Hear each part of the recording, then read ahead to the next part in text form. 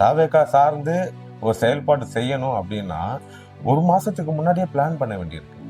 எல்லாமே மக்கள் பாதுகாப்புக்காக. இங்க நிறைய வாடகை வாய்கள் இருக்காங்க பாத்தீங்களா, அவங்க பேசுறது தான் வேற லெவல். கன்ஃபார்மா இந்த வாட்டி விசாரணைக்கு போயிட்டா விஜய் அவர்கள் என்டிஏ கூட்டணிக்கு தான் போவாரு. சமீபத்துல டிஎம்கே சார்பில் ஒரு சர்வே எடுத்திருக்காங்க, மக்கள் கிட்ட ஒரு கருத்து கணிப்பு எடுத்திருக்காங்க. அந்த கருத்து கணிப்புல பாத்தீங்கன்னா பெரும்பான்மையான சிறுபான்மை மக்கள் தாவேகாக்கு தான் சப்போர்ட் பண்ணியிருக்காங்க. இப்போ இந்த சிறுபான்மை மக்கள் இருக்காங்கல்ல, அவங்க எதுக்கு தாவேகாக்கு சப்போர்ட் பண்றாங்க அப்படின்னா, இவரு ரொம்ப ஸ்ட்ராங்கா எளிய மக்களுக்கு கூட நிப்பாரு அப்படிங்கிற நம்பிக்கையில தான். எல்லா கருத்து கணிப்புலயும் டிஎம்கே தாவேகா, DMK TVK, DMK TVK, ADMK இல்லாமே போச்சு. அதி மேதாவிகள்லாம் என்ன சொல்றாங்கன்னா, கண்டிப்பா விஜய் அவர்கள் என்டிஏ கூட்டணி தான் போவார். இன்னொருத்தங்க போயிட்டு நம்ம அடி பண்ணணும்ன்ற தேவை கிடையாது. முழுக்க முழுக்க மக்கள் நலனுக்காக அரசியல் வந்திருக்க ஒரு மனுஷன். அவர் எதுக்காக பிஜேபிக்கு அடி பண்ணணும்? இவ்வளவு வெளிப்படையா ஒரு மனுஷனை டார்கெட் பண்ணி அட்டாக் பண்றீங்க.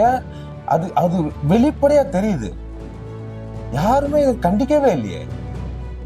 கோர்ட்டு கூட முன் ஒரு தனி மனிதனை இப்படிலாம் பண்றீங்கன்னு யாருமே கேட்கவே இல்லை. ஒரு மக்கள் எழுச்சி உருவாகும் போது அந்த எழுச்சியை அடக்கணும்னு எவ்வளோ பண்றீங்க. டிமானிஸ்ட்ரேஷன்ல இருந்து வரலாம், ஏடிஎம் வாசல்ல நின்று செத்து போனாங்க ஜனங்க. என்ன மாத்திட்டீங்க? என்ன மாறிடுச்சு? விலைவாசி உச்சத்துக்கு கூட்டின்னு போயிருக்கீங்க. நீட்டு பிரச்சனையை வச்சு எத்தனை உயிரை எடுத்துட்டு இருக்கீங்க. செக்கிங்ன்ற பேர்ல என்னென்ன கொடுமை பண்றீங்க. நீட்டுக்காக எத்தனை உயிர் போச்சு. மருத்துவ கனவோடு இருந்த அத்தனை உயிர்கள், அனிதாவோட உயிர்கள் மட்டும் இல்லை, அதை தொடர்ந்து எத்தனை உயிர்கள் போச்சு. ஸ்டெர்லைட்ல சுட்டு கொன்னீங்களே அப்பா. இன்னைக்கு இருக்க ஏடிஎம்கேயா வரவே முடியல. மக்கள் மத்தியில ரிஜெக்ட் பண்ணது காரணம் என்ன? ஈழத்தமிழர்களோட படுகொலையில எந்த எதிர்வினையும் ஆற்றல அப்படிங்கிற ஒரு மிகப்பெரிய குற்றச்சாட்டு ஐயா கலைஞர் அவர்கள் மேல வந்துச்சு. அதோட அந்த கர்மா இருக்கு பாத்தீங்களா, கடைசி வரைக்கும் அவரால் சிஎம் சீட்ல உட்காரவே முடியல. மக்களுக்கு துரோகம் பண்ணி ஒரு அரசியல் நடக்குது. அந்த அரசியலை எதிர்த்து தான் விஜய் அவர்கள் அரசியலுக்கு வந்திருக்காரு.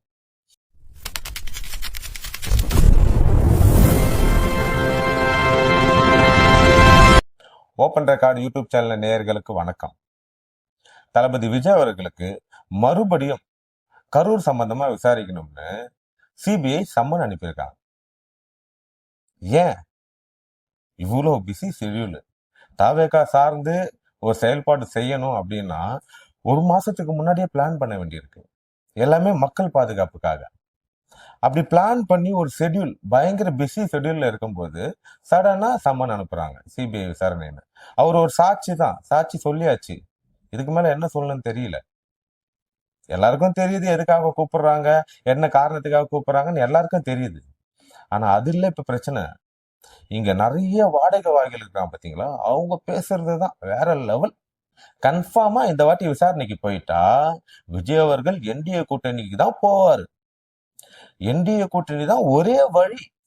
எதுக்கு? சாட்சி சொல்ல போறதுக்கு. காமெடி பண்ணிக்கிட்டு இதுக்கு பின்னாடி ஒரு சம்பவம் இருக்கு. அதுதான் இங்க நான் தெளிவுபடுத்தணும்னு நினைச்சேன். சமீபத்துல டிஎம்கே சார்பில் ஒரு சர்வே எடுத்திருக்காங்க, மக்கள் கிட்ட ஒரு கருத்து கணிப்பு எடுத்திருக்காங்க. அந்த கருத்து கணிப்புல பாத்தீங்கன்னா பெரும்பான்மையான சிறுபான்மை மக்கள் தாவேகாக்கு தான் சப்போர்ட் பண்ணியிருக்காங்க. இப்போ இந்த சிறுபான்மை மக்கள் இருக்காங்கல்ல, அவங்க எதுக்கு தாவேகாக்கு சப்போர்ட் பண்றாங்க அப்படின்னா, இவரு ரொம்ப ஸ்ட்ராங்கா எளிய மக்களுக்கு கூட நிப்பாரு அப்படிங்கிற நம்பிக்கையில தான். அதை உடைக்கணும் இப்ப இங்க. அதுதான் இன்னைக்கு இருக்க டிஎம்கேவோட டார்கெட். இந்த பக்கம் இதுவா? இப்ப அந்த பக்கம் பாத்தீங்கன்னா எல்லா கருத்து கணிப்புலயும் DMK TVK, DMK TVK, ADMK இல்லாமே போச்சு. இப்போ அவங்க என்ன பண்றாங்கன்னா, இந்த பலம் அதிகரிக்கும் போது இதை உள்ள கொண்டு வந்துடணும், எப்படியாவது உள்ள கொண்டு வந்துடணும்னு இந்த பக்கம் ஒர்க் பண்றாங்க. அதுக்குதான் இப்ப இந்த சிபிஐ விசாரணை, சென்சார் போர்டு விசாரணை, இதெல்லாமே இதுக்கு தான். ரொம்ப தெளிவா புரிஞ்சுக்கணும். இவரு ரொம்ப ஸ்ட்ராங்கா எளிய மக்களுக்கான அரசியல கொண்டு வந்திருக்காரு. அதி மேதாவிகள்லாம் என்ன சொல்றாங்கன்னா, கண்டிப்பா விஜய் அவர்கள் என்டிஏ கூட்டணி தான் போவார். ஏன்பா போவாரு? அவரு சிஎம் ஆகணுமா?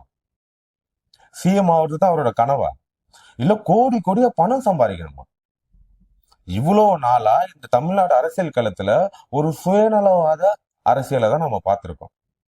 ஆனா இந்த மனுஷனுக்கு அந்த தேவை கிடையாது. இன்னொருத்தங்க போயிட்டு நம்ம அடி பண்ணணும்ன்ற தேவை கிடையாது. முழுக்க முழுக்க மக்கள் நலனுக்காக அரசியல் வந்திருக்க ஒரு மனுஷன். அவர் எதுக்காக பிஜேபிக்கு அடி பணையணும்? இந்த மாதிரியான குற்றச்சாட்டுகள், இந்த மாதிரியான அலைக்கழிப்புகளுக்கெல்லாம் அவர் அடங்கி போயிடணும்னு நீங்க நினைக்கிறீங்களா? இல்ல அடங்கி போயிடுவாருன்னு ஆசைப்படுறீங்களா? புரியல. மக்களுக்கு நல்லது பண்ணணும்னு ஒரு மனுஷன் வந்திருக்கான். அவனை எவ்வளவு டார்ச்சர் கொடுப்பீங்க நீங்க? இவ்வளவு வெளிப்படையா ஒரு மனுஷனை டார்கெட் பண்ணி அட்டாக் பண்றீங்க. அது அது வெளிப்படையா தெரியுது. யாருமே இதை கண்டிக்கவே இல்லையே. கோர்ட்டு கூட முன் ஒரு தனி மனிதனை இப்படி எல்லாம் பண்றீங்கன்னு யாருமே கேட்கவே இல்லையே. இதுதான் ஜனநாயக நாடா? எங்க போயிட்டு இருக்கு? ஒரு மக்கள் எழுச்சி உருவாகும் போது அந்த எழுச்சியை அடக்கணும்னு எவ்வளவு பண்றீங்க. சரி, எதுக்கு அவர் அரசியலுக்கு வந்தாரு? ஏன் அவரு என்டிஏ கூட்டணிக்கு போக மாட்டாரு? இந்த தெளிவு நமக்கு வேணும். எதுக்காக அவர் அரசியலுக்கு வந்தாரு? இங்க நடக்கிற பிரிவினைவாத அரசியல் ஒண்ணு. ரெண்டாவது, பெண்கள் பாதுகாப்பு 2. மூணாவது, எளிய மக்களுக்கும் ஒரு பவர் இருக்கணும். எளிய மக்களுக்கான தேவைகள் பூர்த்தி அடையணும். இது ரொம்ப முக்கியமான ஒரு அஜெண்டாவை வச்சுக்கிட்டு ஒரு மனுஷன் அரசியலுக்கு வந்திருக்காரு. ஏன் என்டிஏக்கு போக மாட்டாரு? நீங்க இந்த 10-12 வருஷமா பண்ண கொடுமை அந்த மாதிரி. எவ்வளவு பிரச்சனை கொடுத்தீங்க. டிமானிசேஷன்ல இருந்து வரலாம். ஏடிஎம் வாசல்ல நின்னு செத்து போனாங்க ஜனங்க. என்ன மாத்திட்டீங்க? என்ன மாறிடுச்சு? விலைவாசி உச்சத்துக்கு கூட்டின்னு போயிருக்கீங்க. யார பாதிச்சது? இது பணம் இருக்கிறவங்க இல்லையா? கிடையாது, எளிய மக்கள். நீட்டு பிரச்சனையை வச்சு எத்தனை உயிரை எடுத்துட்டு இருக்கீங்க? செக்கிங்ன்ற பேர்ல என்னென்ன கொடுமை பண்றீங்க? நீட்டுக்காக எத்தனை உயிர் போச்சு? மருத்துவ கனவோடு இருந்த அத்தனை உயிர்கள், அனிதாவோட உயிர்கள் மட்டும் இல்ல, அதை தொடர்ந்து எத்தனை உயிர்கள் போச்சு? அதுல விட்டீங்களா? கிடையாது. ஸ்டெர்லைட்ல சுட்டு கொன்னீங்களே அப்பா. இன்னைக்கு இருக்க ஏடிஎம்கேயா வரவே முடியல. மக்கள் மத்தியில ரிஜெக்ட் பண்ணது காரணம் என்ன? சொல்லுங்களேன். இதெல்லாம் யோசிக்கவே மாட்டீங்களா? என்டிஏ கூட்டணி போயிடுவாரு. மக்கள் உயிரை எடுத்த எந்த தலைவனும் சரியா வாழ்ந்ததே கிடையாது. இதான் தமிழ்நாடு அரசியலோட வரலாறு. சொல்லணும்னா நிறைய இருக்கு. ஈழத்தமிழர்களோட படுகொலையில எந்த எதிர்வினையும் ஆற்றல அப்படிங்கிற ஒரு மிகப்பெரிய குற்றச்சாட்டு ஐயா கலைஞர் அவர்கள் மேல வந்துச்சு. அதோட அந்த கர்மா இருக்கு பாத்தீங்களா? கடைசி வரைக்கும் அவரால் சிஎம் சீட்ல உட்காரவே முடியல. ராஜபக்சவும் அதேதான். எடப்பாடி இப்ப வரைக்கும் வர முடியல. எதனால? எடப்பாடி தூத்துக்குடி துப்பாக்கிச்சூடு முடிஞ்சு போச்சு, அவ்வளவுதான். இந்த மாதிரி தமிழ்நாடு அரசியல் காலத்துல அவ்வளோ இருக்கு, நீண்ட நெடிய வரலாறு. இப்படி மக்களுக்கு துரோகம் பண்ணி ஒரு அரசியல் நடக்குது. அந்த அரசியலை எதிர்த்து தான் விஜய் அவர்கள் அரசியலுக்கு வந்திருக்காரு. அதனால தான் அவர் என்டிஏ கூட்டணிக்கு போக மாட்டாருன்றத ரொம்ப ஸ்ட்ராங்கா சொல்றோம். நீங்க என்ன வேணா கட்டுங்க, செப்ப கட்டுங்க. ஆனா தமிழ்நாட்டுல எவ்வளவு பிரச்சனை, சட்ட ஒழுங்கு பிரச்சனை அவ்வளவு இருக்கு. அதெல்லாம் எதுவுமே பேசல. என்டிஏ கூட்டணிக்கு போயிடணும், அவள்தான் முடிச்சு விட்டுறணும். அவருக்கு தேவையே கிடையாது. மக்கள் நலன் செய்ய முடியலையா? அரசியல வேணாம்னு போகக்கூடிய நிலைமையை தான் அவர் போவாரே தவிர இன்னொருத்தங்க கிட்ட போய் மண்டி போட்டு பழப்பு நடத்தணுன்ற அவசியம் விஜய் அவர்களுக்கு கிடையாது. இது வரைக்கும் பார்த்த அரசியல்வாதி விஜய் அவர்கள் கிடையாது. அதை நீங்க நல்லா புரிஞ்சுக்கணும். நீங்க இன்னைக்கு இந்த சிபிஐ விசாரணை இல்லை, வேற எந்த பிரச்சனையை கொண்டு வந்தாலும் விஜய் அவர்கள் மக்கள் பக்கம்தான் நிப்பாரு. அது உறுதி. நன்றி.